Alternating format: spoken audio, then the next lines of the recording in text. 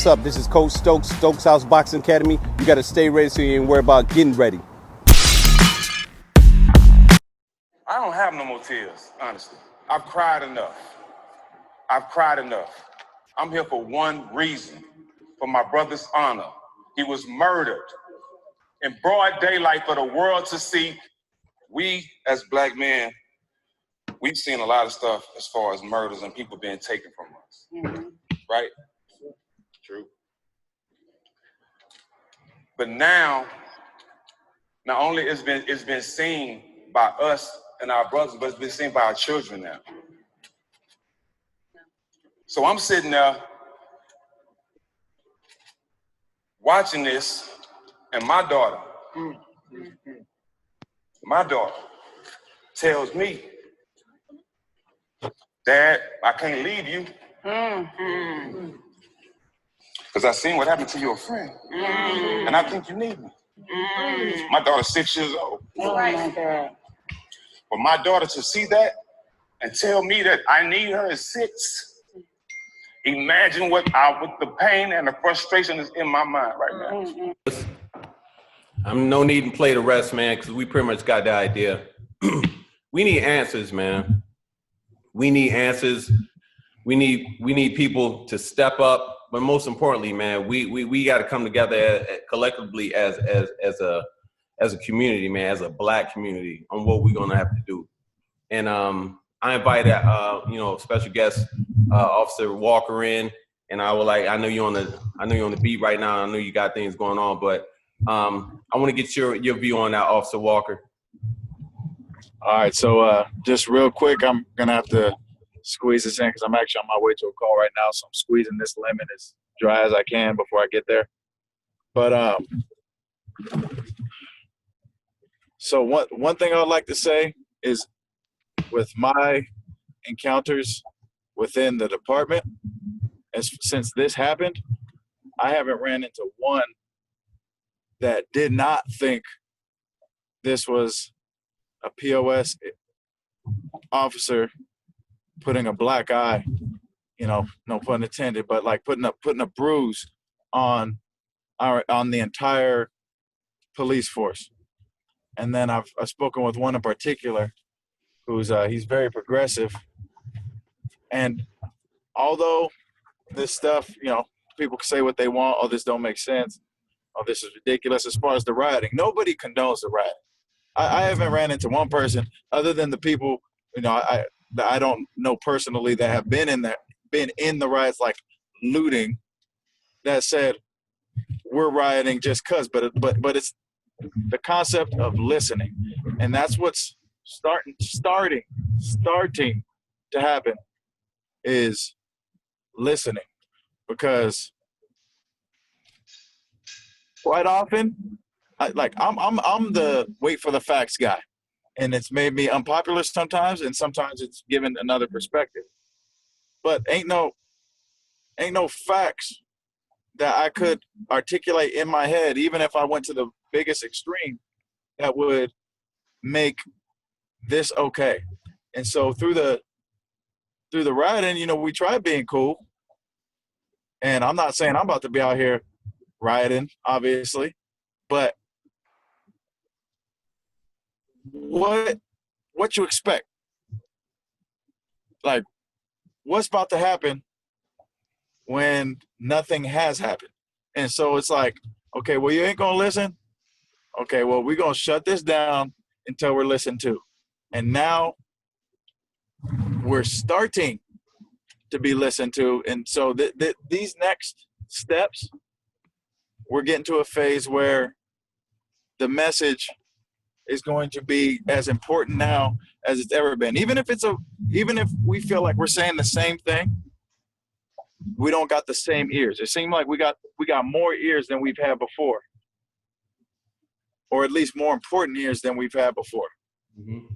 And so I just really hope that these next weeks, months, quite frankly, years, are potent, because I was talking with a partner today. Like, if you think about it, we're still in the infancy stages of freedom. Like, racism we're three people, and when I say people, are generations away from racism. It's just like, it's just like how people now are quarter black because their great granddaddy was black and then their dad was half black. Now they quarter black. That's how it is with racism. You can't get any more racist than owning a slave and looking at him as property, looking at him like he's a German shepherd or her. And then that son grew up seeing racism.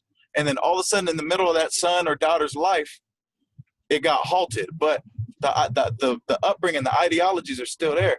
And then you have one more generation, maybe 1.5 or 2, who are coming out of that. And so this stuff is alive and well. And it got thrown in everybody's faces. And that, now it's just being recorded. And now accountability's higher than ever. And now with this new platform, it's an old message, but we have new means, we have new technology to deliver this same old message that we're tired of delivering, quite frankly. And so I'm just hoping that as a unit, because quite frankly, we're all on the same team, but we ain't getting along. And if we're not united, everybody loses. When communities are getting destroyed, everybody loses. I don't know for a fact, but I'd assume that some businesses are black owned that are getting jacked up. Some businesses are Asian owned. Some businesses are Mexican owned. Some businesses are white owned. So everybody's losing because we're not united. But now that more ears, not all ears, because you still got closed-minded ignorance. Now that more ears are open, it's very potent what happens moving forward. Because my dad was in the depths of Stockton growing up, and he lived it, he felt it, and he did certain things so I wouldn't have to go through the same exact things he did. But he let me know, he did the education that a black man would do to his son, especially when his son grows up to be a certain size. Because, the 6 foot plus black dude or whatever is scary. Intimidation. Exactly. And it's really kind of unwarranted. And it's lack of, and this is from an inside standpoint, like when you're properly trained, you're more confident. When you're more confident, you're less intimidated by silly stuff. All right, y'all. So I'm getting No problem. I'm here. You gotta do what you gotta do. I gotta go. I'll try to rejoin in a little bit if I can. No problem. Thank you. All right, later, y'all. All love. All right. 13. I'm with him.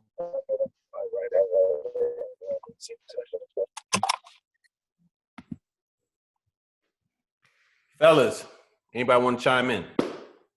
Well, Walk is he's in a rough position,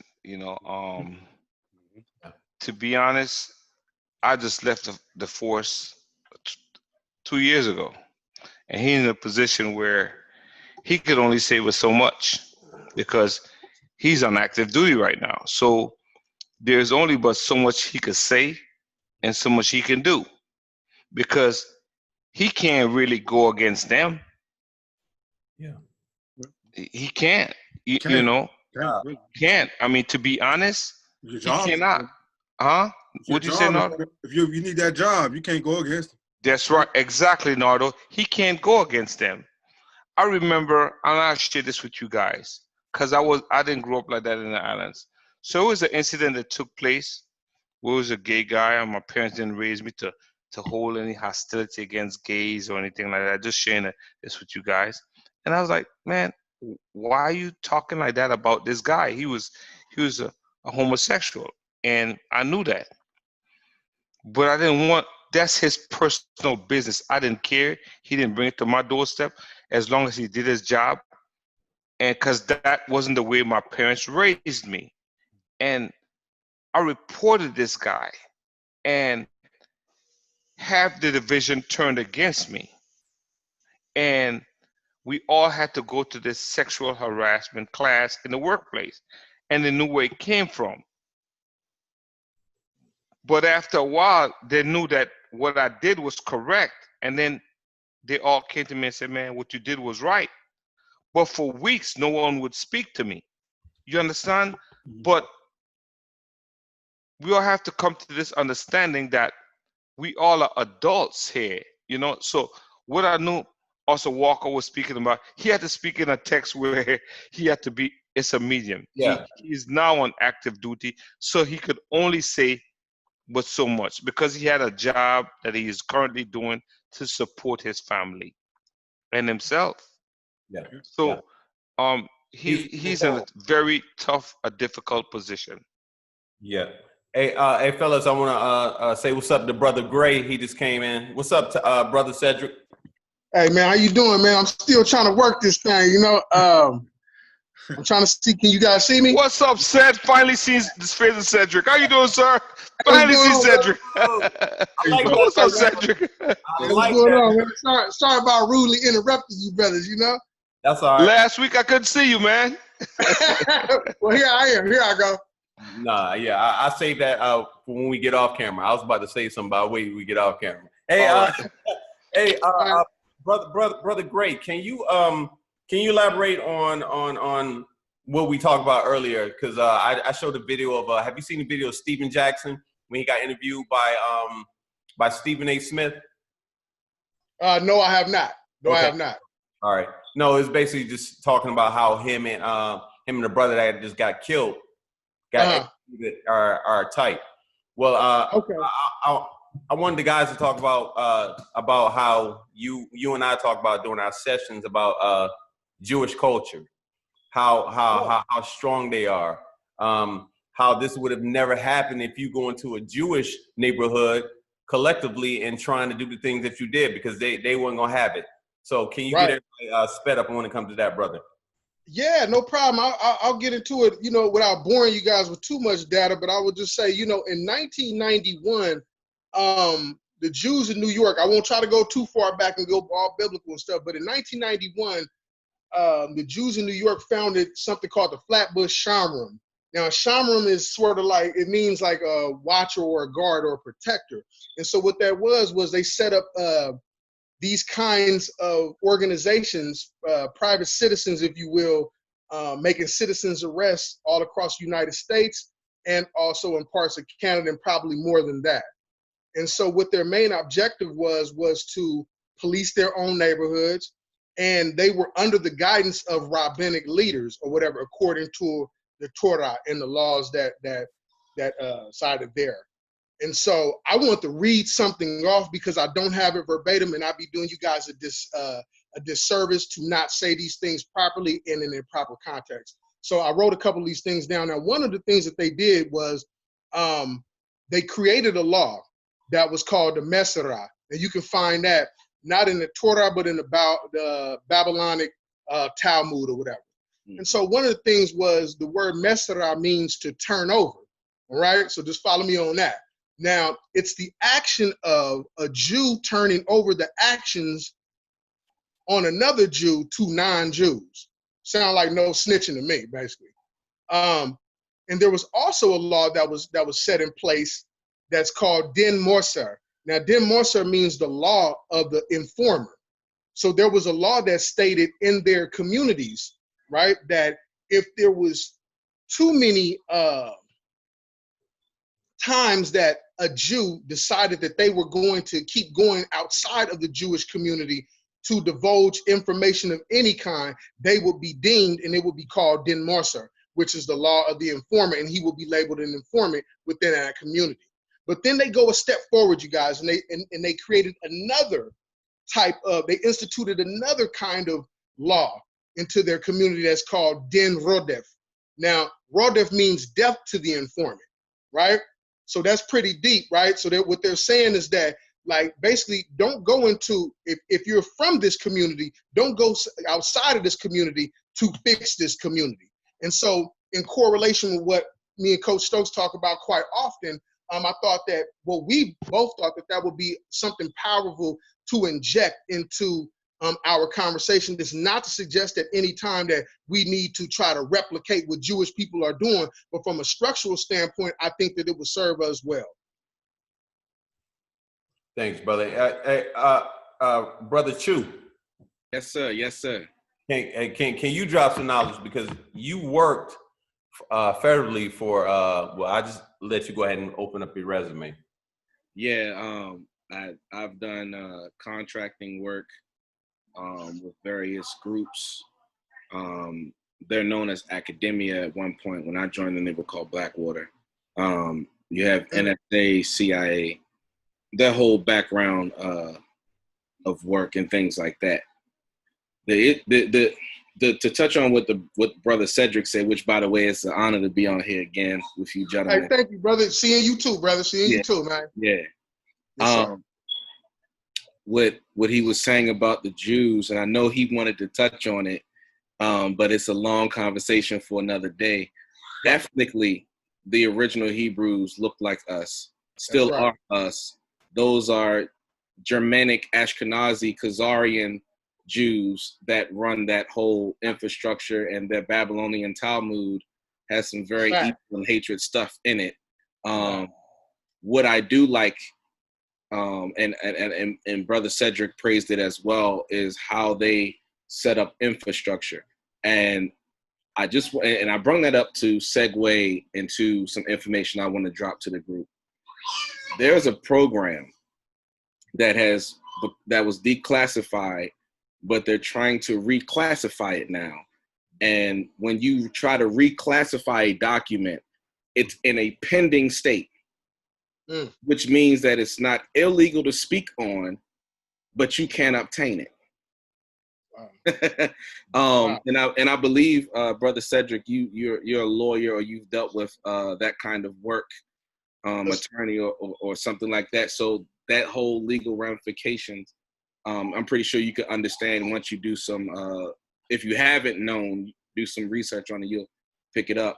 And to brother Rhenaldo, Teddy, Coach, and to the listener audience that will be viewing this, the Black Awakening was a project that was actually birthed.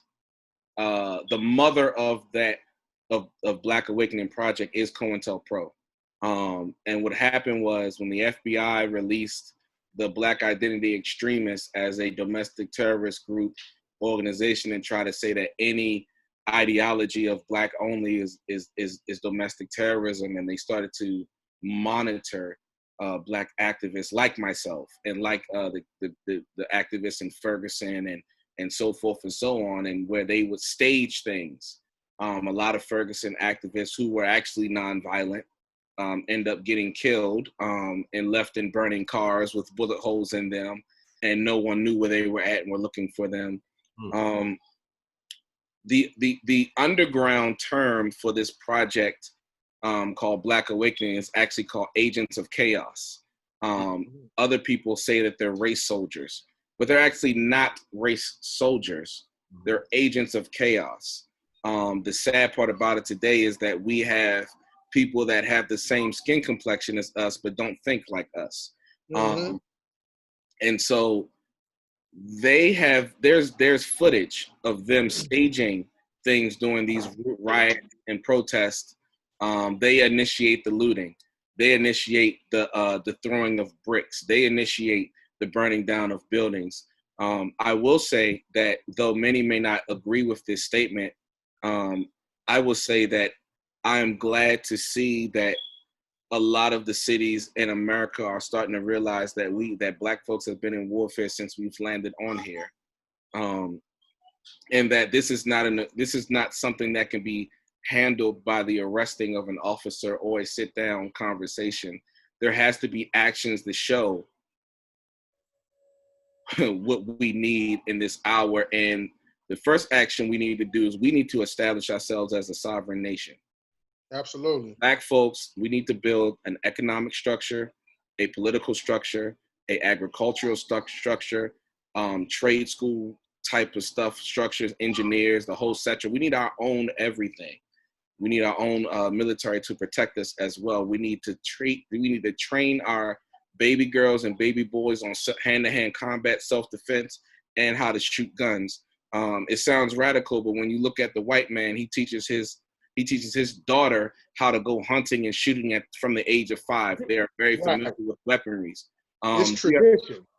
It's tradition to them. We are the Randy, only. excuse me. The labeling theory is a bad theory. Why is it labeled? Why are you labeling agents of chaos? I mean, That's not it's a my label. bad theory, huh?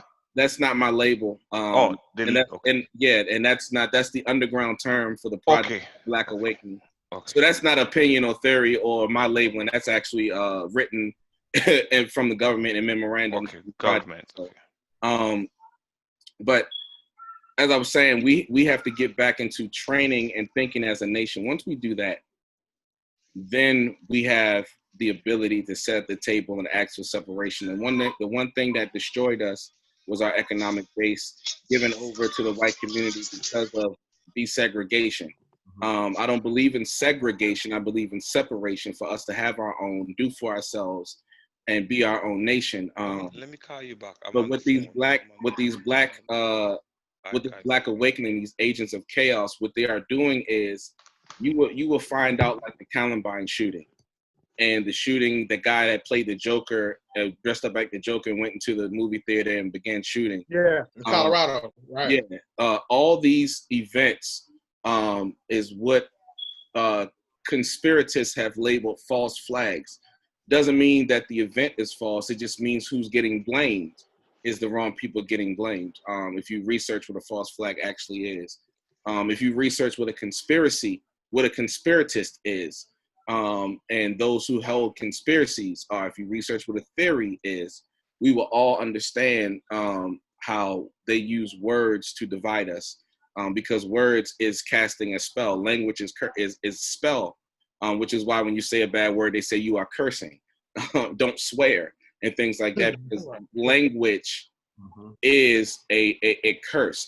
Biblically speaking, God cursed mankind for not being obedient and gave us multiple languages so that we could not be united, because when we were united, we were doing the wrong things. Now it's time for that same God to come back and uncurse the language so we all can speak the same language, but he's not going to do it from cracking the sky. He's going to do it from me, you, and each other, understanding one another and having the same plight. The one thing I will say about the rioting and looting is, if you're going to riot and loot, don't do it in our neighborhoods. Do it where it matters. Hit them where it hurts, where it counts. And I want to make this very clear that the high percentage of people looting and rioting are actually white folks. Well, all I've been seeing on social media is nothing but white people. That's Yeah. I was gonna go ahead, brother. Sorry about that. No. Don't apologize to me, dear brother. I just wanted to bring that out, because what I don't want is for the media and the news and our personal emotions to make it feel like what is going on right now is wrong. There has never been a time in history where an oppressed people got freedom from having dialogue, being on their knees praying, or having casual conversations. They got their freedom from rising up together and going against the oppressor. And that's what we have to get out of our mind. We've been so brainwashed by white supremacy where we don't feel like we need to pick up and fight back. And we need to fight, like I said on the last show, we need to fight back on all fronts, legally, governmental, economics, and so forth and so on. And until we do that, we're going to remain bound. And this Black awakening is going to keep happening. They're going to keep sending agents to start chaos. They're going to keep killing us. They're going to keep locking us up. They're going to keep giving us the bad health so that their man-made COVID-19 can sweep our communities even deeper. It's deeper than just the surface level what you're seeing on TV. And if you don't do the research and find out what's really going on, it's hard to speak to what's going on. I value everyone's opinion. I value everyone's viewpoint, because if they are Black, they are my brother, they are my sister. I have white friends that would stand with me, and I salute them. But I want to be realistic in the dialogue and in the conversation. And I don't want to take up too much time, but I just wanted to drop that nugget real quick so we can continue on with the dialogue for sure. Thank you, brother. I'm sorry about that, brother. Sorry about that.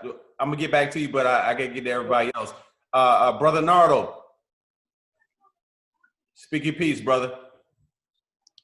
Where do I begin? Where do I start at? Am I starting with Officer Walker And what I believe, should I start there? Sure. All right. He definitely has some points, but like Brother Teddy said earlier, he's definitely in the rock and a hard place. He can't really express himself without going against the grain, his grain, which is his job.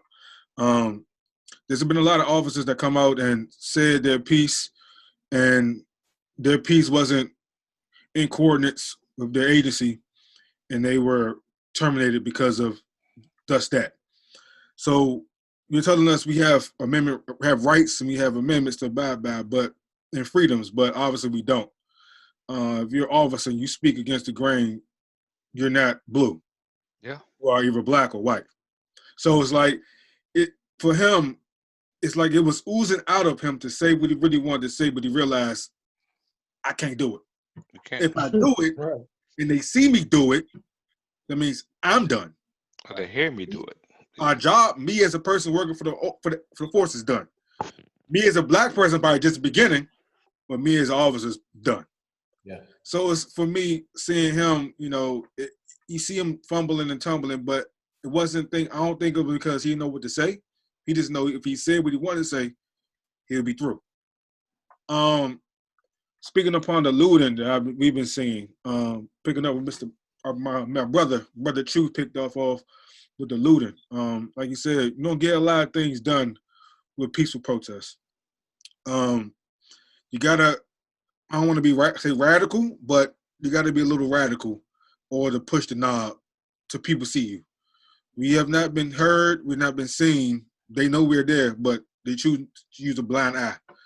Until we start to, integrate ourselves into their space, then we'll be more noticeable to them.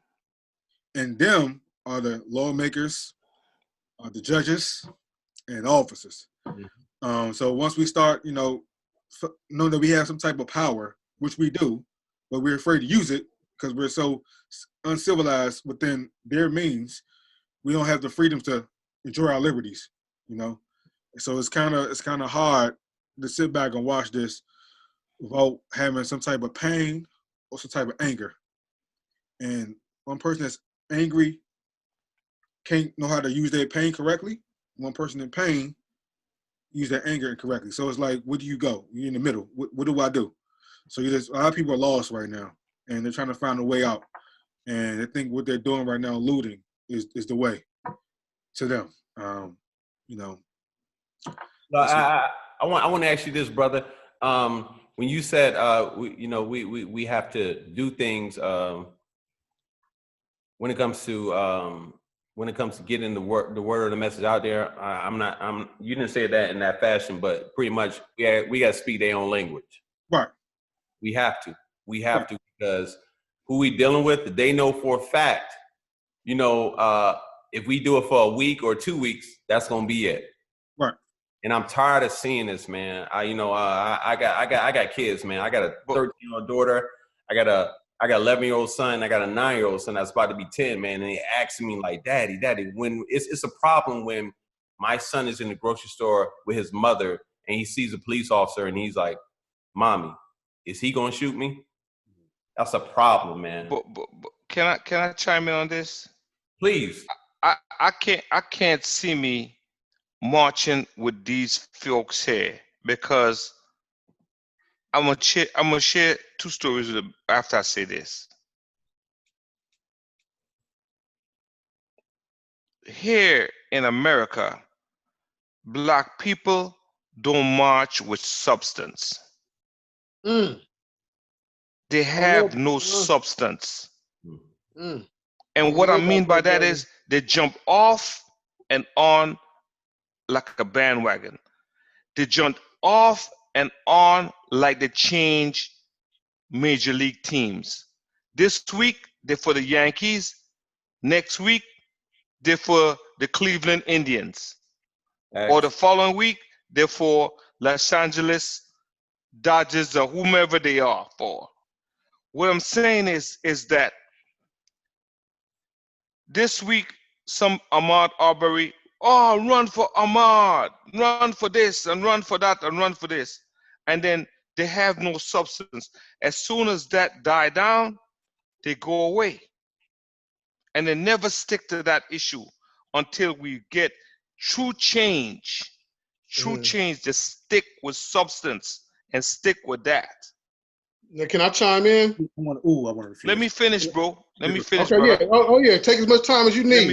Let me finish. And then they go away. When I grew up, I see a total difference. I didn't know the N word, like I said, and I think I touched on that last week, right? It go away. Blacks don't support blacks. The Memorial Day weekend, we had 40 people got shot in Chicago, 10 deaths.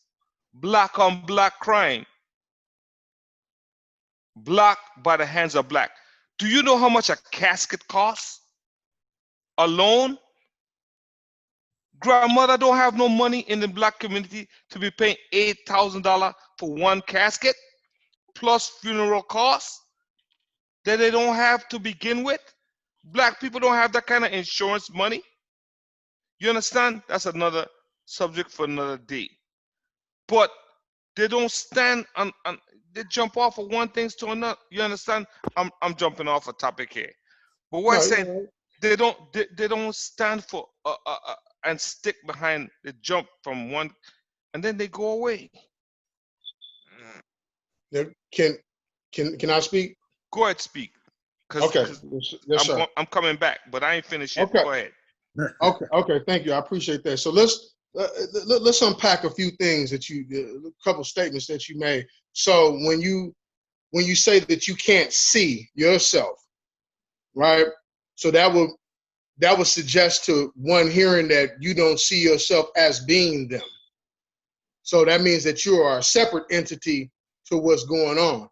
That's one thing. Okay, I'll let you answer and rebut. I'm not going to tell you what you're saying. I'm gonna rebut and I'm gonna inject. I'm gonna jump in just like you did when you finish. Right, but go ahead. When he's done. Yeah. I don't want you to take it personal. I just want you to hear how you said it. This is only the response to what you said. Like I didn't make you say that. You said that. So here it goes. So who are they? And who are you? So let's establish who they are and let's establish who you are. Are you a police or are you black? Are they something else different than you?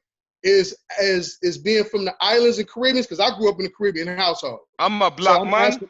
I know. So I'm saying, so when you say they, those are words that suggest that you are different in somehow. No, I'm a black man that grew up in the islands, right? With a lot of different values. You understand? With different value system. With a different value system. In terms of what? When I have a child and a boy child, in terms of taking care of my child, in terms of, I give you an example.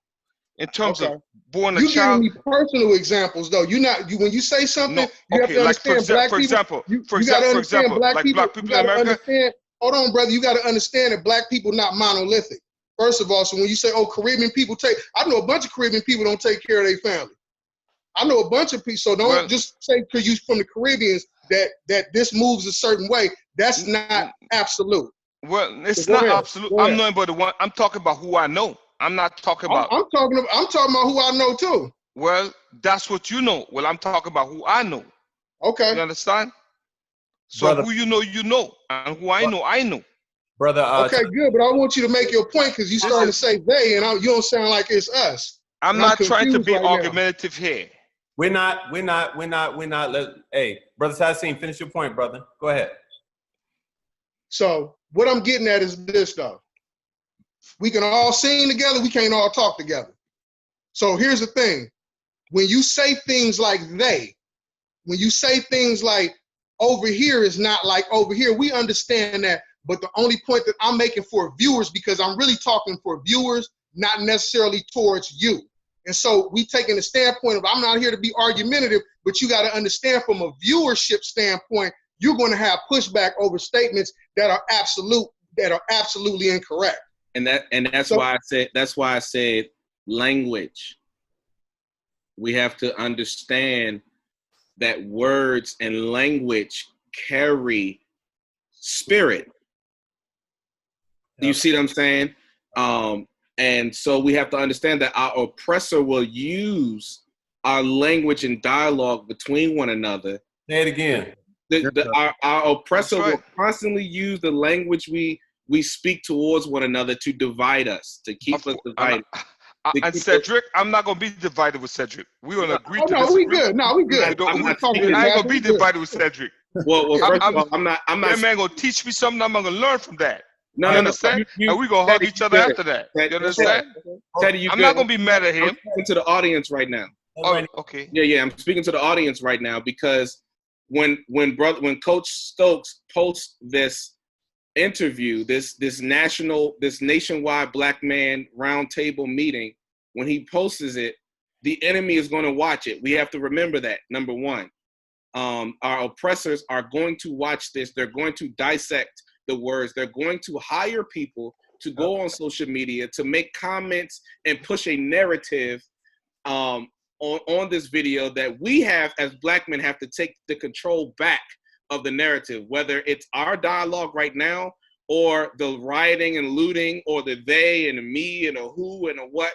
We have to control the narrative. So I think what Cedric is hinting to, Brother Teddy, is let's be more strategic with our wording so that we can get what your heart is in this matter and not take it. Randy, I get that. They do that on The View, and nobody get upset at each other. They do that on The View every day. They do it with Whoopi. I didn't think do it on The View, and nobody get upset. I am not mad. They do it on The View. They kill Whoopi every day. Who cares? But, I mean, but you know what, Teddy, you make a point that I want to highlight now, and I'm gonna shut up and let. I mean, what I'm saying is, who riot and kills and make a noise when you have 40 people get shot, 10 deaths in Chicago, and 10 Black men. If you're killing 10 brothers, and we hold a certain 15% of the population, and we killing brothers in mass numbers every day. That's true. But who rioting and looting for us? That's pushing the narrative. Come on, man. But listen to what I'm saying. That's pushing a narrative that's saying that that's an epidemic in the Black community when there's more white on white crime, killing. There's more white folks killing white folks on a daily basis than Black folks. That's number one. But I ain't worried about them. I'm worried about us. But see, that's a conversation you're not supposed to have on air because the oppressors will be watching. Well, you know what though? But we have to clean up our backyard first, We have to clean up our backyard first. And we've done that. We've done that with Tulsa, Oklahoma. We've done that with the 400 times we've had our own everything. When our crime towards each other was at a zero, they still came and bombed us. So the point back to square one, we can have a clean table all we want. At the end of the day, white folks are still going to come and kill us. What are we going to do about that? Right. That's the main. Hold on, brother. That's the main thing, Teddy. I know what you're saying. And kill their ass. I know you playing. I know you killed on the blue side, and now you know what I'm saying. You gotta do what you gotta do. But ultimately, brother, man, we gotta find out what's gonna be the solutions of what we're gonna do right now, man. What we're gonna do right now. We don't need to be hearing about Chicago and all these other places. They know what's going on out there, man. And most of those killings in Chicago is undercover police pushing that narrative anyway. That's documented government paperwork that is undercover police officers in those communities. I know people personally in Chicago who got beef with somebody else, and they're like, we're not shooting at each other. It's the undercover police that's doing it. So again, and I'm sorry, brothers, I didn't mean to raise. No. This is what the platform is, bro. Me, brothers, but I'm tired of white supremacy making us always look at each other, and they're killing us. I'm tired of that narrative. You know what? I can deal with my brother when we're free. I don't care if you're a Christian or Muslim or whatever. We deal with that later when we're free. I don't care if you don't like my clothes or the color of my flag or whatever, our rep or whatever. We deal with that when I'm free. We have a common enemy right now, and the enemy is white supremacy. I'm not talking about the everyday white man that we run into every day. They've been systematically screwed like us in their conscience because they think they're superior. I'm talking about the elites, the Rothschilds, the banking industry, those who run world governments who are suppressing us as a people. And we're sitting here talking about black on black crime. We need to change the narrative and deal with how we're going to deal with what's going on with us today as black folks. So, Brother Choo, let me ask you this. I want to ask all you brothers, each and every one of you, what is one of the first steps we can go ahead and do? What are one of the first things? Because some people are tired of picketing. Some people are tired of marching. It don't work. Yes. I remember last show, our last conversation, I said that we need to build, we have to think like a nation. I think it was Councilman Brown Jackson actually talked about attacking the intellect. Yes. So when we have a brother Teddy who's a former police officer, we need him to teach us, okay, how does the police officers organize their organization so that we can have our own police force? So that when a nigga is trying to shoot another nigga, we can stop it and do our own arrest and handle our own problems in the community. We need a Cedric to teach us how to write laws, policies, procedures, and break that down. We need the nation building is key. And I think the first step we got to do is we have to strategically place our money in the right places. And because money is going to hurt. And I'm not just talking about federal notes. We need to find out how to even do things like create a cryptocurrency and use it amongst the black community and build that power. Wow. How do you think Bitcoin got started? How do you think all these, there's like 20 different cryptocurrencies that's climbing right now in the market where you have one Bitcoin that's worth $7,000 for one Bitcoin. It got its value from the people who use it to trade. Because remember, the federal note is not based on anything.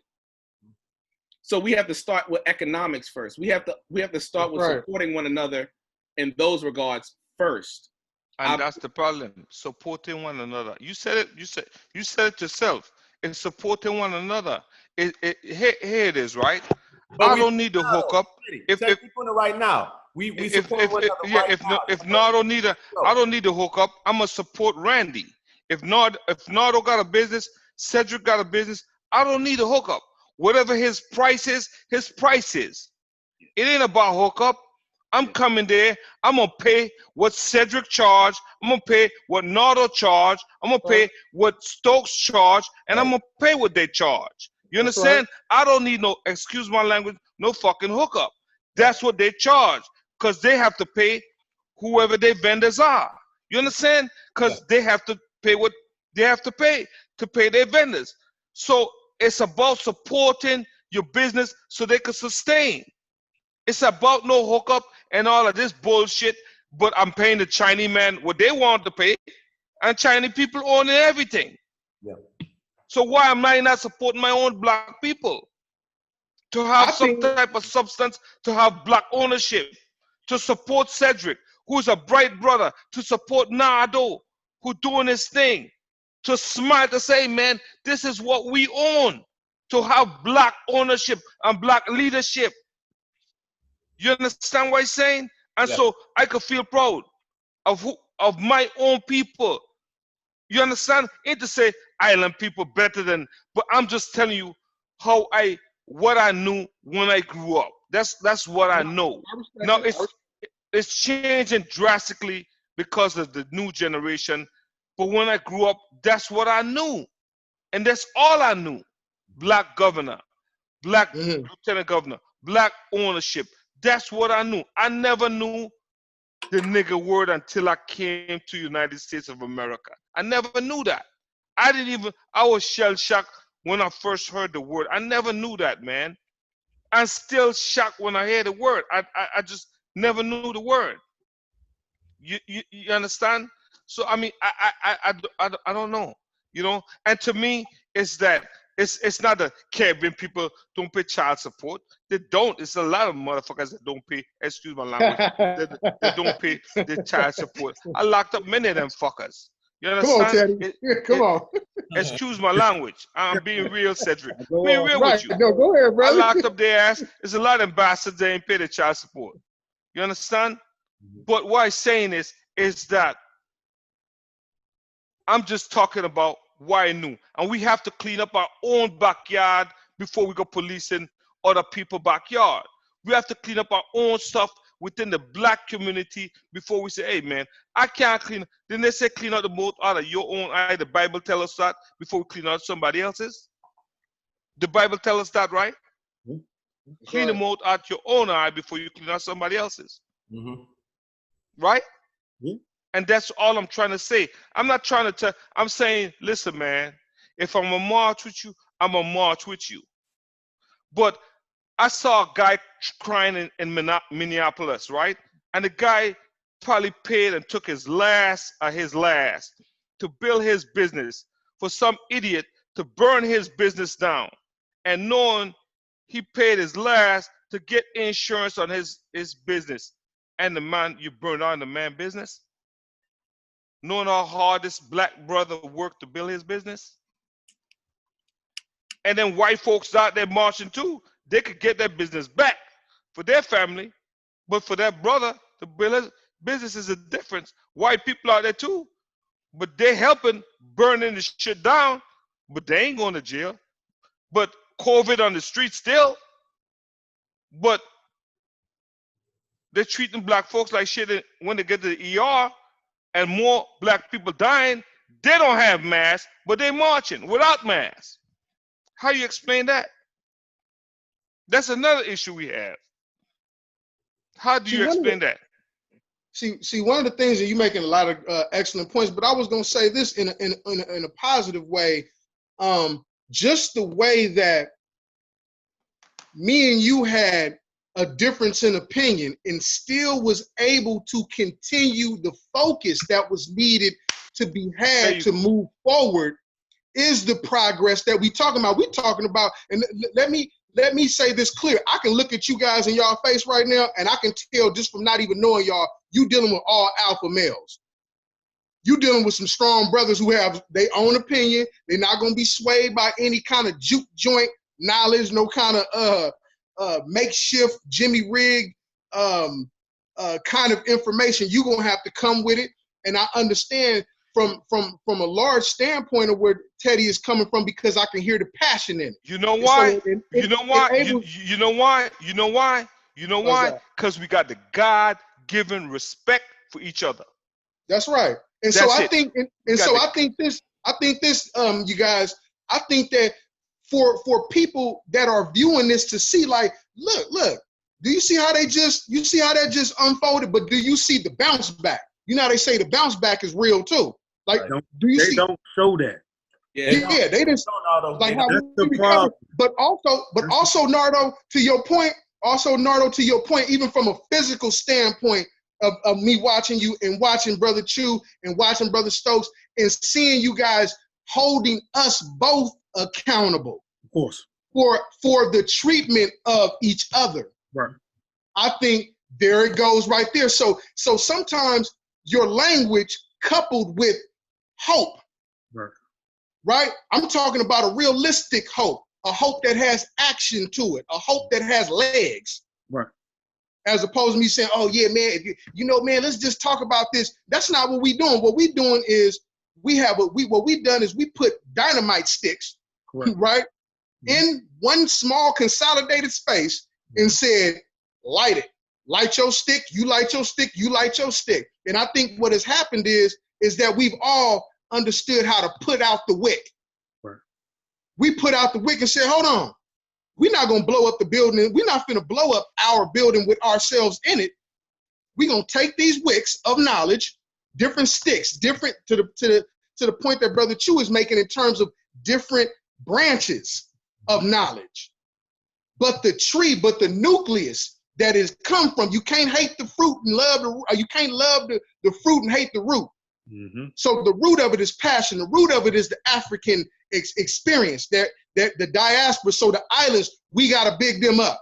So the brothers that's in West Africa, we got to big them up. The brothers that's in the States, as they call it, we got to big them up. And so when the brother is giving me a perspective, and I'm checking myself, I'm being for real. When the brother is giving his perspective on how he grew up, what it was my responsibility to do was for me to sit back, allow him to completely finish, right, and then for me to say, brother, well, I'm gonna push back on a couple things, but I'm gonna push back on them out of love. See, if I would have set it up that way, then it would have been an easy free throw. Well, we needed You that. know what I'm saying? And so it's about making the right common sense. That's a natural reaction. We needed that.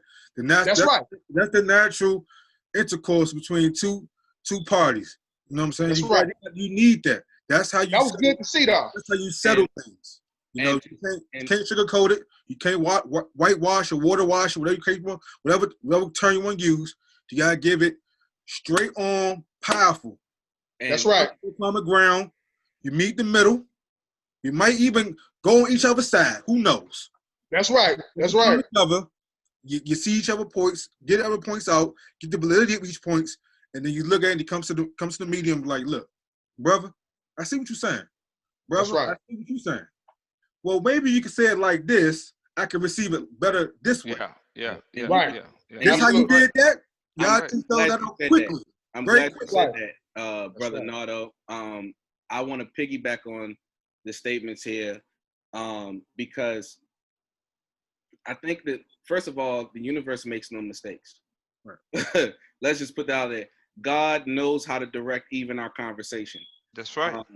And there's a reason why everything that was expressed here tonight on this platform. Well, tonight for me, today for anybody else that's all right. you know.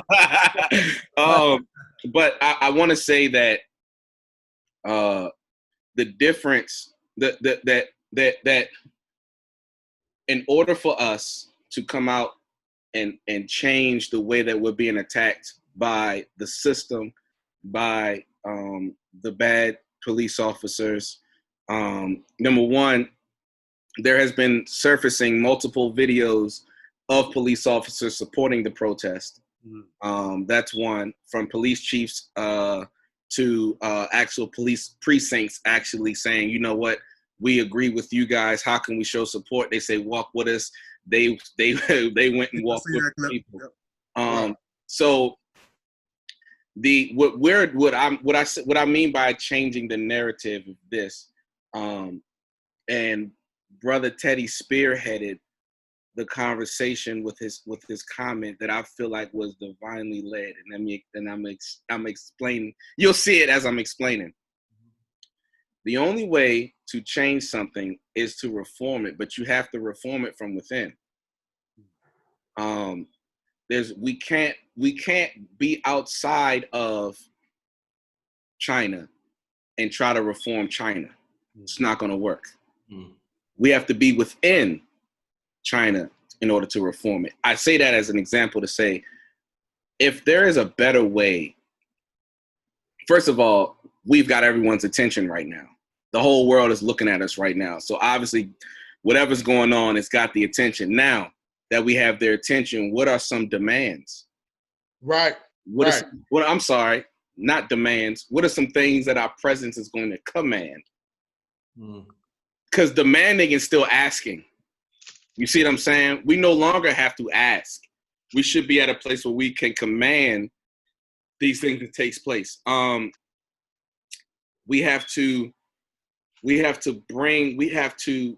Us that have certain knowledge have to bring the substance to those who are just angry and upset and frustrated, and that's going around marching and protesting and rioting. We cannot separate ourselves from them. We have to be able to educate them in a way and push it to a positive change, if that makes sense. We have to do that, or we're just going to repeat the same cycle over and over and over again. Go ahead, Brother Nardo. So,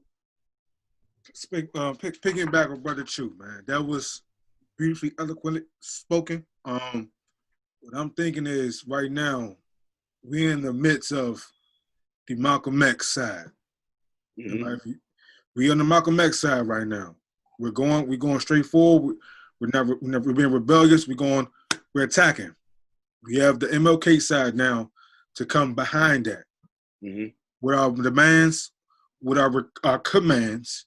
Yeah. This is where we come out and display our education, our mental knowledge. We're displaying our physical strength. That got us so far. And that's how you reword. This is how you reconstruct the narrative back. This is what we need to do going forward. Black people need our not 40 acres and a mule. We pass all that. We need is equality, real equality. I can go apply for a loan just like you can go apply for a loan. We both get approved. Not me have to go back and apply for a loan 4 or 5 more times after you. This is what we need. We need the same opportunities. I don't have to be a guy that has 2 degrees. You got no degrees. You make more money than me. That's the problem. How was that? That's the problem. That's the problem. And that's the problem. We don't have equality. We don't have that. So we do not. This is one of our commands, not demands, like you said, Brother Choo. Can we command that from an oppressor who's shown that they're not going to give us that, or do we strategize on ways to build that for ourselves? There's a guy by the name of Floyd Mayweather, who all he got to do is pawn one of his watches, and we can have 18 black-owned banks to where you can go get a loan. Or are we going to constantly ask the oppressor to do that which is not in their nature? So let me ask you this. I feel this. Me and Brother Tassin talk about this all the time. Enough superstars, people that's in the limelight, are not jumping up, man. They're not saying where they at. Where they at? Where the Floyd Exactly my point. Where the LeBron James at? Thank where you. the guys at? And that goes with what Teddy was saying earlier about support. That goes with Brother Teddy was saying earlier about supporting one another. That's exactly what I feel like he was saying. Thank you, Randy Choo. Thank you. Yeah. Thank you. It's no substance. I mean, where's the Oprahs? Where's the Denzel? We support these people, movies. We support this. We support the forum. Where are these people that black people throw so much money behind? Where are these people? Tyler Perry haven't said a word yet. I'm still waiting on him. I mean, they're in the cabins, quarantined from the coronavirus. I mean, where are they to speak up for this nonsense? I mean, there is nowhere in my training that dictate we put a body on the upper torso to gain restraint. When you restrain that person and they're in handcuffs, if we want to fight a person, I'm gonna share this with you guys.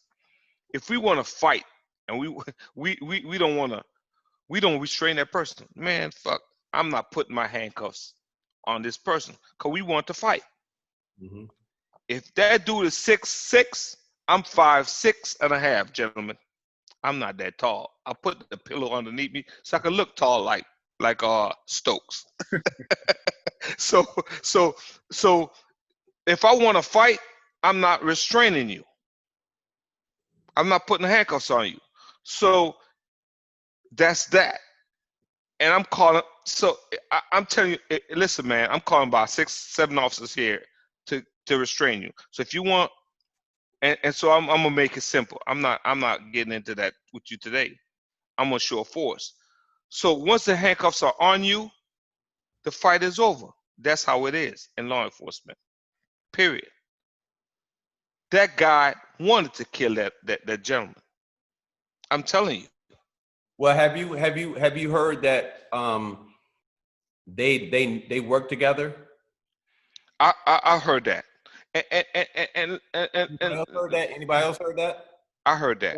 They worked and I have worked at a facility before, at a bar before, where we had people such as the size as Floyd, as George Floyd, where there was 6'6", there was bigger guys.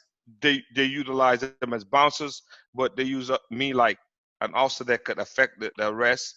They use guys as his size, 6'6", 6'7", 6'8", where they utilize him as a bouncer and I could affect the arrest. They use me as a law enforcement officer to affect the arrest. They use guys his size. So my understanding is they work together. He worked Floyd, Mr. George Floyd worked as a bouncer, and that officer was the guy that was usually affect the arrest. I went into a situation such as that, right? and the officer beat this guy ass, and he came into the room with me. The use of force was totally just out of order. He came into the room. He said, Randolph, that's my last name. He said, we good here? So what he was doing to me was trying to make our report match each other. He said, Randolph, we good here? So that's what officers do when they want each other to match up. I said, man, I'm 20 years in. I mean, I'm telling him, man, I'm not writing my report to match your report. I said, man, I'm 20 years in. So he know I'm not lying on my report to match your report. I'm telling him I'm 20 years in. So that's bullshit. I'm not lying on my report. So he know that was out the door. That was no. I'm not doing that. No. So it's officers that concur with each other and the reports so they can match, and it's nah. I can see why all four of those officers was didn't do anything. Go ahead, Choo. Go, sorry about that. No. Go ahead, brother Cedric. I'll wait. Okay. I was just going to say this just real quick. I was going to say, I think that as we enter into what was being called the new normal, which has been normal for us for quite some time in terms of unemployment, in terms of degradation, in terms of low information, miseducation, and any other Asian you can drum up right now. I think what's most important is to understand we got to stop stargazing. We putting way too much weight on Oprah. Oprah is a sister from the South who done well for herself. Yeah. We got to, and this is not towards you. I'm just thinking about, you brought up a great point, Teddy, where I was going, you know what, like that's real though. So that's just me giving you your props in terms of being consistent in the line with what I'm getting at right now by saying, and I think we look at certain stars. You know how some people, you know how you used to watch, say for instance, like the Lakers, and you used to watch the Bulls back in the days, and you like, oh, that's Scottie Pippen, and that's Horace Grant, and who is that?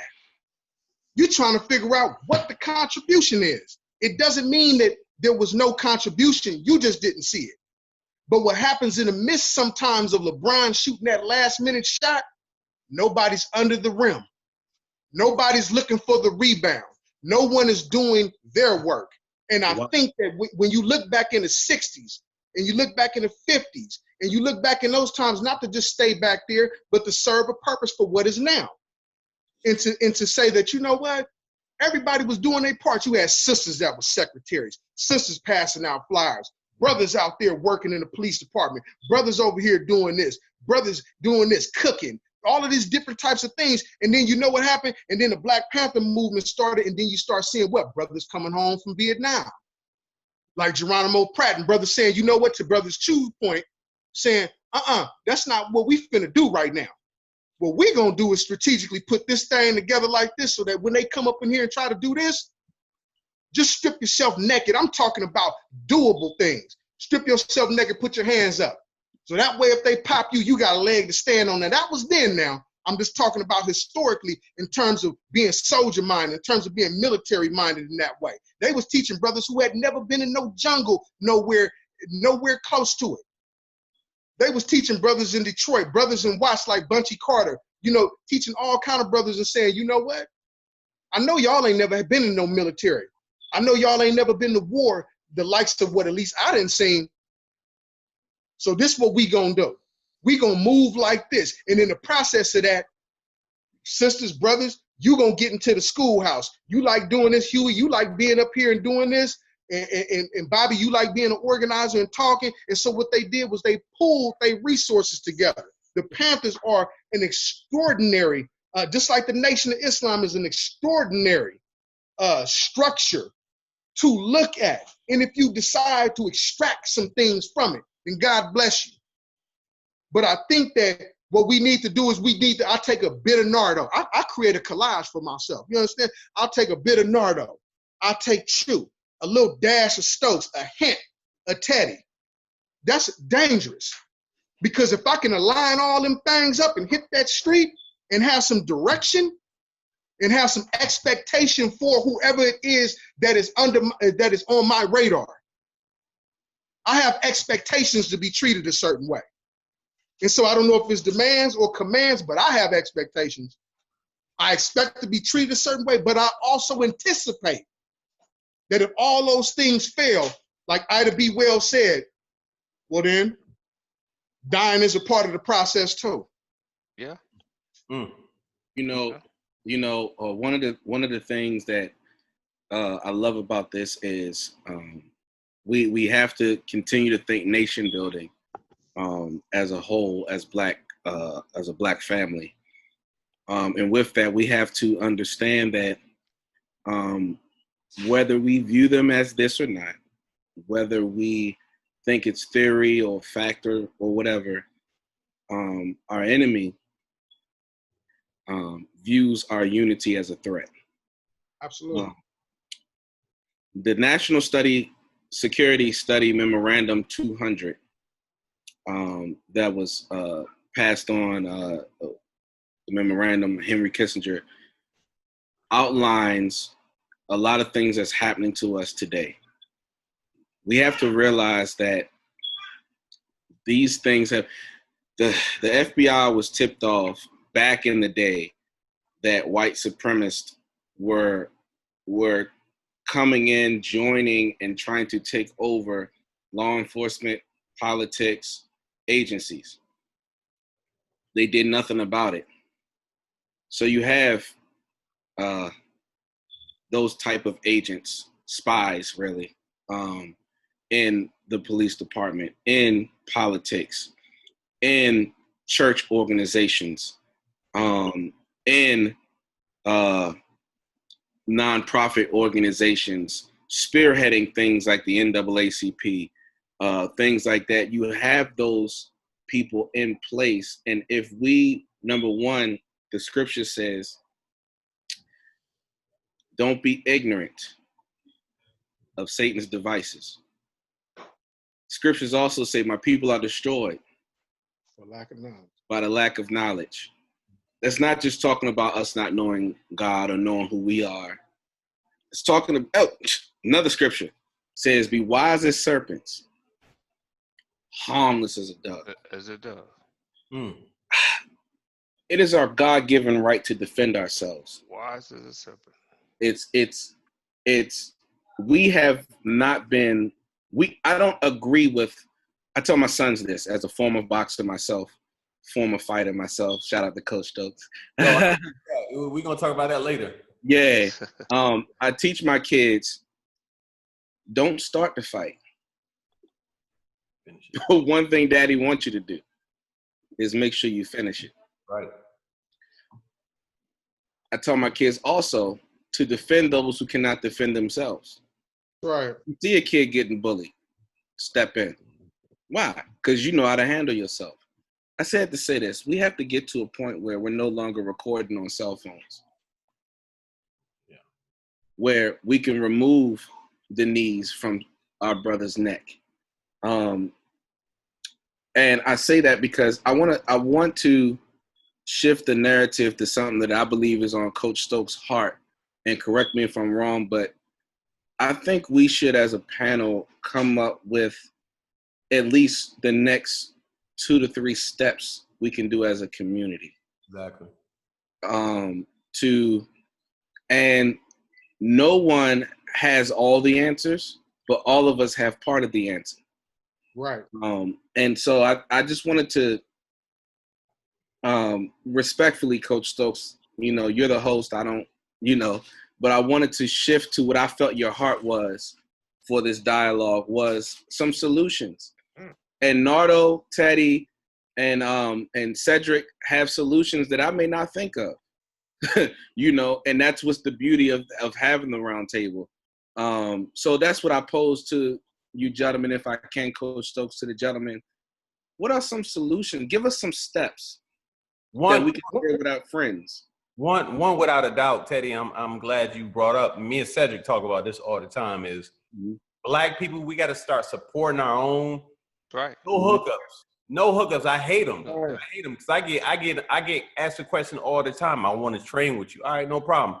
And when I give them my amount, I don't know if I can do that, or nah. Well, I ain't the one because truth be told, Louis Vuitton ain't carrying what Walmart is putting inside a store. That's right. So it is what it is. So start appreciating your brother a lot more. You know what I'm saying? Give him their value. If Rhenaldo tells me, yo, this is what I charge, this is what I'm gonna go ahead and give him.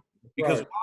when you go to a white man, it's like, oh, okay, not a problem. I'm just happy that you're taking my position over, or that you're doing what you need to do. So with me, man, that's a must.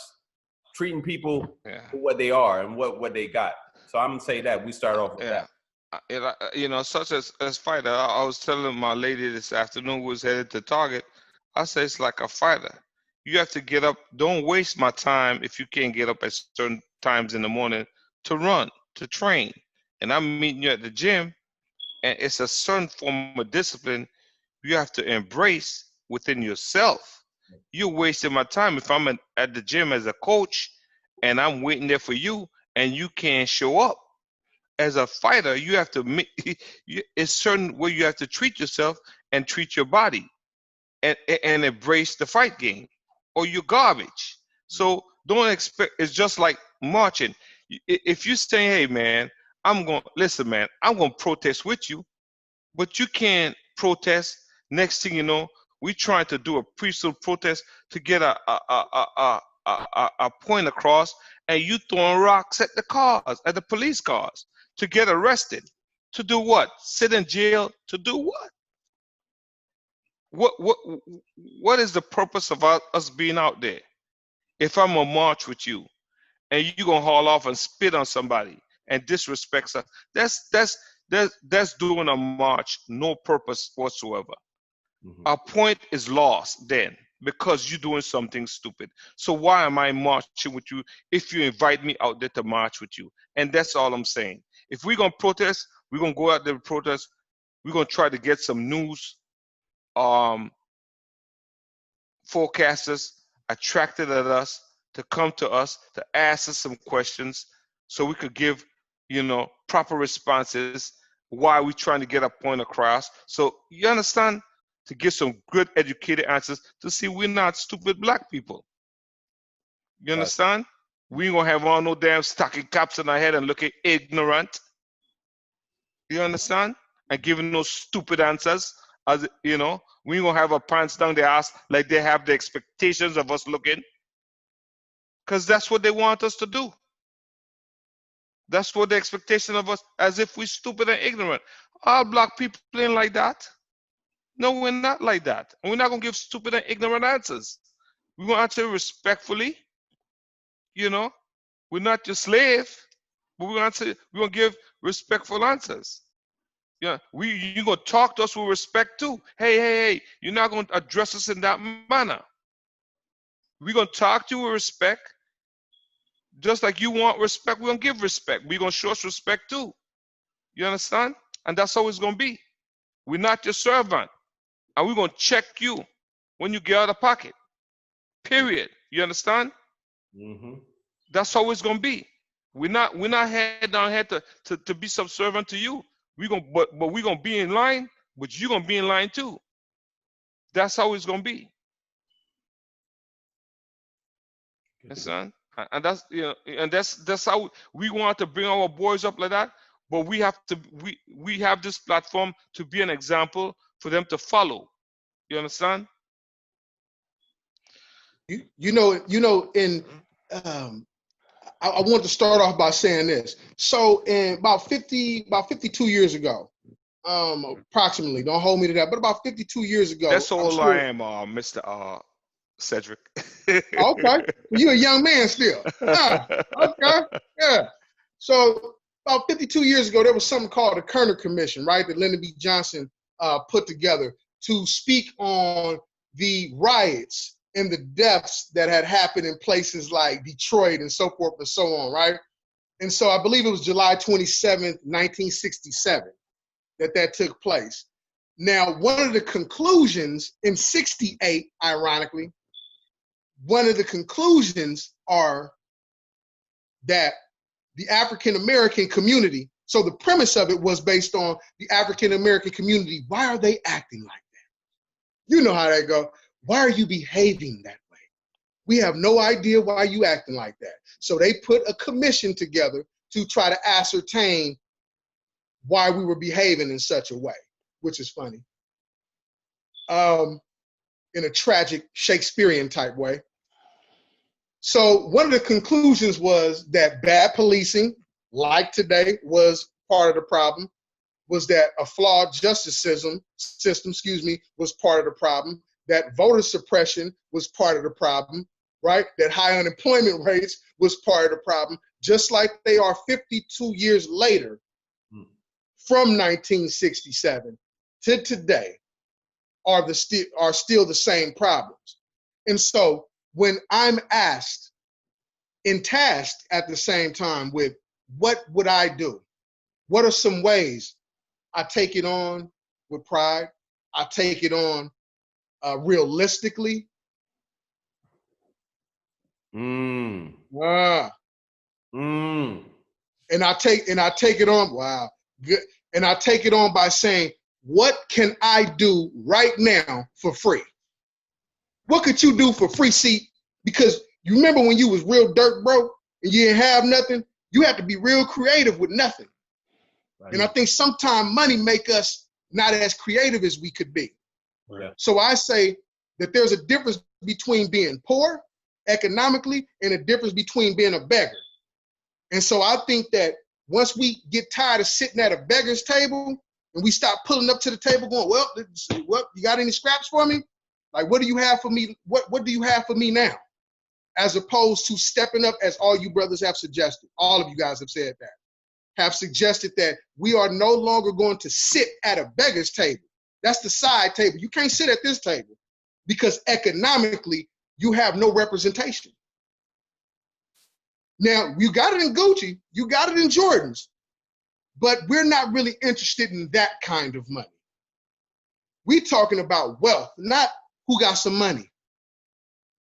And one of the things that I think is very important at this point is to find some real doable things that you know can be done tomorrow. You see what I'm saying? Because when you go out there and you start telling people, hey man, we need to do this, first thing that people want to know is how practical is that for me? Right? So we don't take you to Wakanda immediately. Right? Everybody want to go to Wakanda real quick. Hey, let's go to this place. This place that black people don't have a destination. The earth is the turf. You know what I'm saying? That's how I feel. This earth is my turf. So there's no place that I go that I can't call home. I can go to Brazil. We there. I can go to the islands. Guess what? Ships got drop us off there too. Mm-hmm. I can go anywhere on this planet and find me. But everywhere I go in this planet, I find me in this condition that I was referring to and alluding to in the Kerner Commission. And so what that suggests to me is that when it comes to the things that need to be changed or recodified, changed through legislation as well. When Brother Choo is talking about nation building, we have got to see ourselves, and I do believe that as a nation that don't want to live on a plantation no more, that is able to exert our power and wealth in various ways. Ways that have nothing to do with actual paper money, but have something to do with how much time you put into this. Because you got to understand, when there was a Martin, there was a Coretta. When there was a Malcolm, there was a Betty. Mm-hmm. So there needs to be some balance in terms of the way that we see freedom. Right. We have to see freedom from a standpoint of longevity. And to the brother, what Brother Teddy was saying about, and I don't want to take up too much time because you know I could be long-winded. I want to say this. Like Brother Teddy was saying, was that consistency, like anything else, is the key. And so what we want to do with the young brothers is we want to encourage them to continue to wear the do-rag. Pull your pants up. But when they stick something in front of you, speak the truth, speak it often, speak with sincerity, speak truth to power so that all power does come to the people, because they shot Malcolm, they shot Martin, right? They shot them wearing suits. They shot them with an extravagant vocabulary. So there's not one way that is going to be respected. Now, I understand about self-respect, pull your pants up, live this way, live that way. But I would say get some information, get it often. Learn how to use the information. Because what happens is that when one raises his consciousness, so does his pants. Right. You see? Knowledge of Not self. the other way around. I pull my pants up because some of the biggest thieves wear a belt all day. They don't sag at all. They live on Wall Street right there. Yeah. There's so many different. I know what you're saying, Teddy. I'm just giving a different point of view by saying. So one of the biggest things to try to get is to try to gain knowledge of self and understand the true importance of what self-reliance means. To rely on yourself. Malcolm once said a long time ago, white people can help us, but they can't join us. There can be no black and white unity until there is black unity. We got to understand what it looked like. The brother Nardo had a shirt on the other day that said friends, and I'm saying it again. When we understand what that looks like, and I'm talking about in terms of how that feels when Teddy can say, hold on, Sid, I don't agree with you. And I can say, you know what, Teddy, I don't agree with you. And then Brother Choo can say, everybody hold up. That's right. And then we bounce and go right into economics, something even deeper. And here we are today. Here we are today, gentlemen, once again, with a plan. But it got to come through linguistics. We are intelligent young brothers. We are intelligent young brothers. And so us talking is very dangerous. Right. We got to see it as being dangerous. Not like, oh, they just up there talking on the panel. No, them brothers getting something together. Something's cooking. You just hold on. I want to say, I'm trying to give Nardo an opportunity to say what he wants to say. He just turned his light back on. Nardo, you want to say something? Yeah, true. Turn it on. I wanted to see Nardo.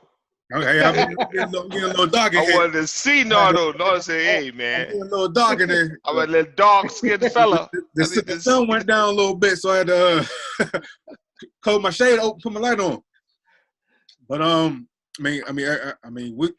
where do we start? For me, I believe we should start with respecting one another, loving one another, and supporting one another.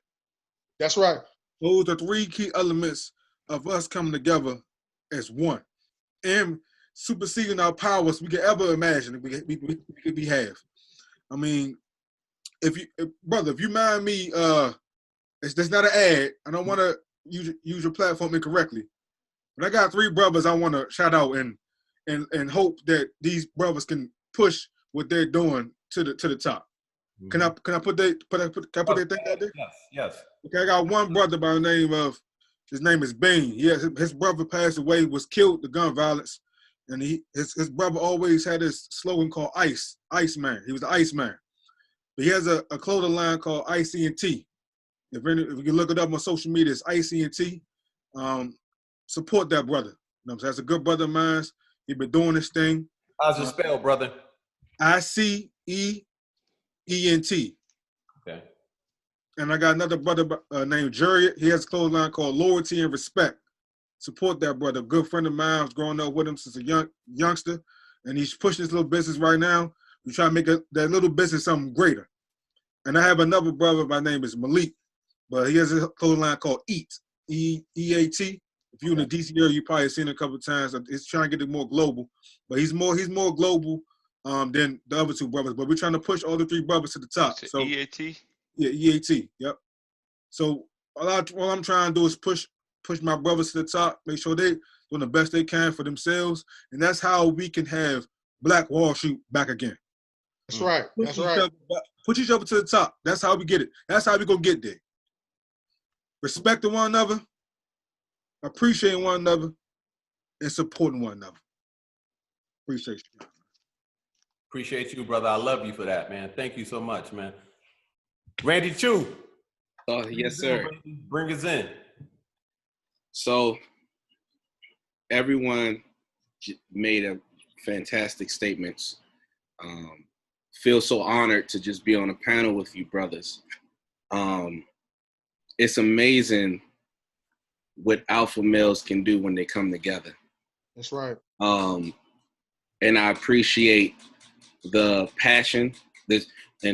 I'm using these words, Brother Cedric, strategically because to the listening audience who doesn't understand the culture of Black people, turbulence and aggression is actually a sign of respect in our culture. The fact that grown men can have a dialogue in such a manner where it's passion driven and not evilly motivated driven, evil motive driven, if that makes sense, that we can accomplish much, which is why I honor and respect dear brother Teddy. I honor and respect dear brother Cedric. I honor and respect Coach Stokes and Nardo. I believe we all can agree love, respect, and economic base is steps we can take supporting businesses. I just want to add on to that. My add on to it is we need to build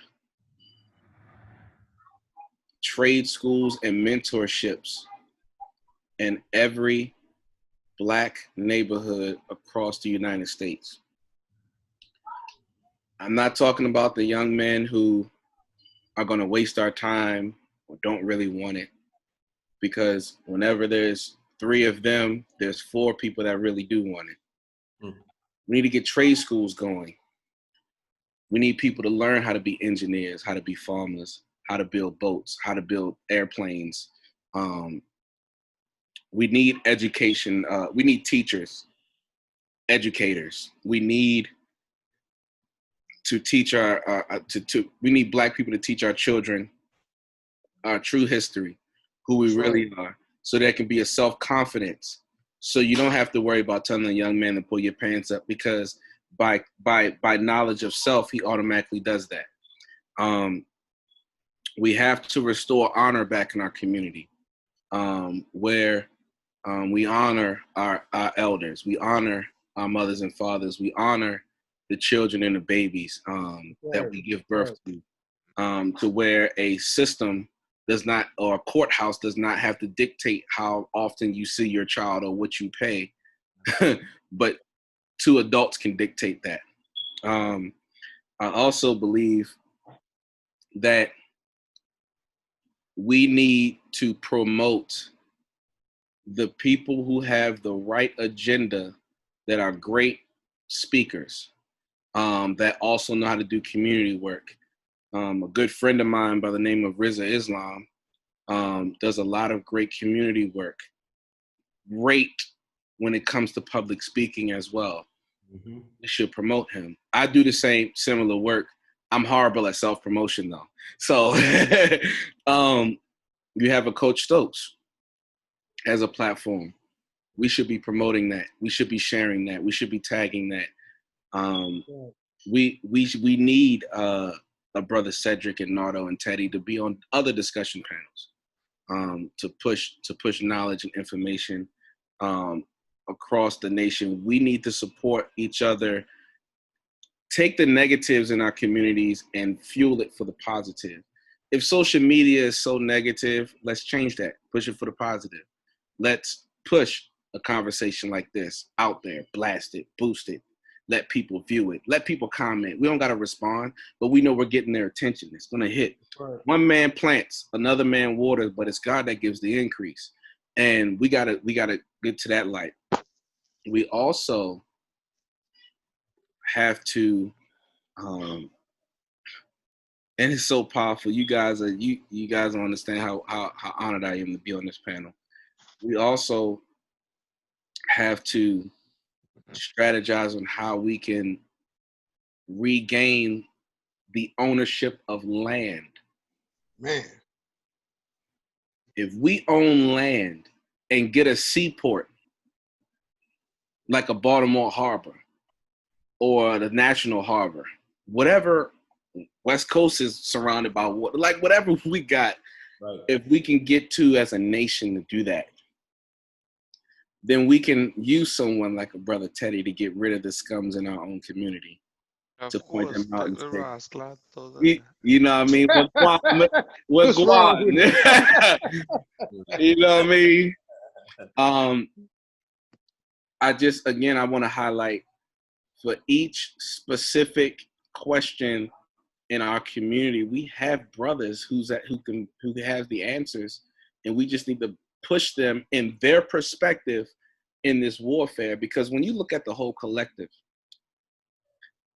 the problem in the Black community and the solutions in the Black community were displayed in this conversation. The problem is we have a difference of opinion. The answer is we have a difference of opinion. Right. Did you catch it? You catch it? I Yeah. caught it. Yeah. So the answer to make it not a problem is humility. So that's why I said we need each other. We need to clean up our own backyard. At the same time, we need to protect our backyard from other people coming in it and trying to clean us out. And we need to support the businesses that Brother Nardo said. Right. To push. Brother, send that to us. Text message, social media, and we'll blast it out. I know my platform will. And I know Coach Stokes' heart from just conversations we've had, that he will as well. Yeah, I think we gave some good ground today, Coach Stokes. I appreciate you so much, brother. I really do, man. I appreciate y'all. And To write off of that, before we go, one thing I had to embrace, and I had to tell Cedric this, and Nardo, is one thing I have to write off is humility, and know when to keep my effing mouth shut. I do. Oh, you too? Me too. You know, and Nardo said something a couple weeks ago. He said, man, I was listening to you, and you came from this police stance, and I listened to you, Teddy, and once you started shedding a tear because you started, I thought totally different to you. And then Cedric said, Teddy, once you started telling your story, I thought totally different to you. But when I started to embrace my Christian values and started telling my story, and not from this egotistical stance and from trying to embrace not that I'm better than you, but I'm one of you, and I love you, and I want to be with you. I want to be part of you, and I am you. I am with you. I want to be part of you. Then humility sets in. Right. And then I'm not better than you, but I am you. Right. You understand? And then when we embrace humility, I'm you, man. I'm not better than you. I'm not above you, but I'm with you. You understand? Yeah. And that's what I think the Lord wants us to do. And I asked Nardo a couple weeks ago about parental involvement, and that's where I think a lot of parents, man, don't get involved with their children as African Americans, man. Get involved with your children, man. Get involved with your children from grassroots level. Get involved with your children. Know what's going on with your children. It was very bad when I learned here. I was like, if one thing I knew, my father always tell me when I started fighting, when I started boxing, and I was trying to make weight, he said, man, you know, one thing I knew we had, if anything I knew we had. One thing I knew we had, my father always said, hey, he said, you gonna make weight. He said, eat 2 hard-boiled eggs in the morning. And he said, if you eat a slice of toast, he said, you won't need that. You'll be full all day. That'll keep you. He said, drink a hot cup of tea, because we didn't drink coffee as kids. We just didn't drink coffee as kids. Drink tea, bush tea. Call it bush tea. Pick the leaf, wash the leaf in the sink, boil it, He said, drink a cup of bush tea. Drink eat 2 hard-boiled eggs. And the hard-boiled egg, it'll keep you. It will keep you from getting hungry, and it did. And so, Nardo, you know about that, man. You from Turks, man. Yes, sir. And it was very surprising to me to know that it was so many children here in Atlanta that go hungry and didn't have breakfast. I couldn't believe how many children went without breakfast. That's the cheapest shit to buy was breakfast food. And parents don't feed their children breakfast. That's the cheapest shit to buy was breakfast, dude. So it's telling me parents don't get involved with their children. From the onset to just get involved with your children. And I don't know where this African American children, black children, fucking African American, where that shit come from. We just Africans. We're Africans. I don't give a shit about the American business. We're Africans. We're Africans, man. You understand? Right. We're Africans. Just get involved with your children. You know, feed them. Feed them something, give them something to go to school with, because you can't focus, you can't concentrate if you're not fed. How can you learn if you're hungry? Mm-hmm. How could you learn? Oh, man, Teddy. If you're hungry. I love that. You know, now I'm sorry, brother, to cut you off, but you just said something, and I'm gonna shut up right after this statement. You can't learn. My spiritual guide, my spiritual teacher, my spiritual leader, the most honorable Antonio Palmer has always said, when we do evangelism work, you can't preach to people if they're hungry. Feed them, clothe them, then talk to them. Educate them, then talk to them. Also, today he preached, and you know, normally traditional preaching, Day of Pentecost stuff, he was like, no, we got to talk about George Floyd. We got to talk about what's going on in the Black community, which we've always been the type of church organization that's been in the community and have fought for the true history of Blacks and for our people. And the most honorable Antonio Palmer said this. He said, I want to change the narrative to I can't breathe and fulfill George Floyd legacy. Say, as a Black man, I can breathe right now, and I'm going to do something about how you're treating me. That's right.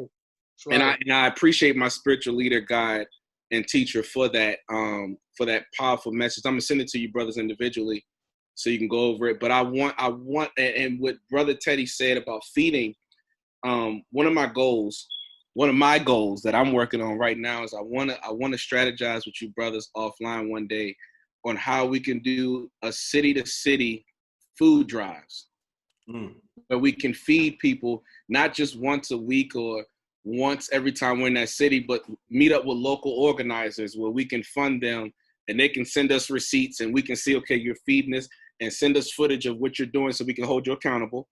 But we can feed those children who lack, and then they can find a mentor and a brother like Teddy who's in their community that can teach them things and stuff like that. So I'm sorry to cut you off, Teddy. You just ignited that from me, and I appreciate that. Because you can't learn if you're hungry. You can't learn. I know when I'm hungry as shit, I can't grasp anything. If I'm just my belly growling, I can't learn. So I know if you're a child, and it's bad when I said, man, how are these kids are able to grasp anything, any learning, anything when they're hungry? You know, it's ridiculous, man. No, Choo. Went through this, and they came to light when the pandemic business, you know.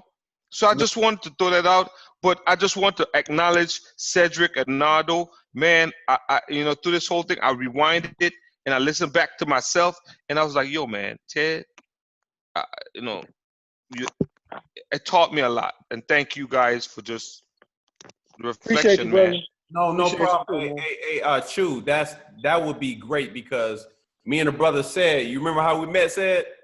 Oh man, come on, tell them about it, man. We met at a food drive. We met at a food drive, giving out food to the homeless at a homeless shelter. So we all for that, brother. We all for that. Right. Teddy, I know you good with that. Nara, I know you more than good with that. My sister's gonna be on the whole thing with you. So I just want to tell you, brothers, man, from this day forward, I'm naming this podcast the Brothers Podcast, the Brothers Roundtable. Okay. So with that being said, when y'all want to do it again? When you're ready, set it up. Let me know, man. What I'm saying, You know, brother.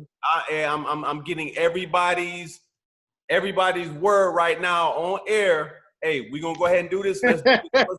I think this would be great, man, because this is great healing for me, brother. Just talking, you know what I'm saying? Hey, one thing I won't forget though, when Cedric see me, when he first meet in person, he better get a good left hook, cause I'm gonna throw it his ass. Hey, I'm coming. I'm just kidding, man. Hey, Sad, Huh? he don't know you southpaw, so you gonna come with that right hook on his I'm a ass. southpaw too, so Hey, I'm a it's gonna feel. southpaw Hey, too. hey, Teddy, Teddy, it's gonna feel like Foreman hit you. Hey, I'm a southpaw too. Hey, it's gonna feel like Foreman hit you.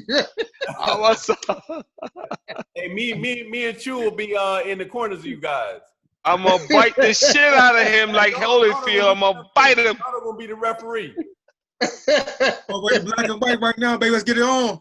Hey, that's right. Hey, hold on, fellas. Hold on. Hey, I just want to go ahead and say thank you because we're going to. It's going on an hour and 45 minutes, man. Time just went by. But hey, we're gonna do it again next. How about next Sunday? This next Okay. for you fellas. Next Sunday. So everybody What time? to the Brothers Podcast. So you heard the Brothers Podcast. It's gonna be on YouTube. Like, subscribe, comment. Hey, it don't matter, man. We just need to all come together and have some type of tool where we all can talk, man.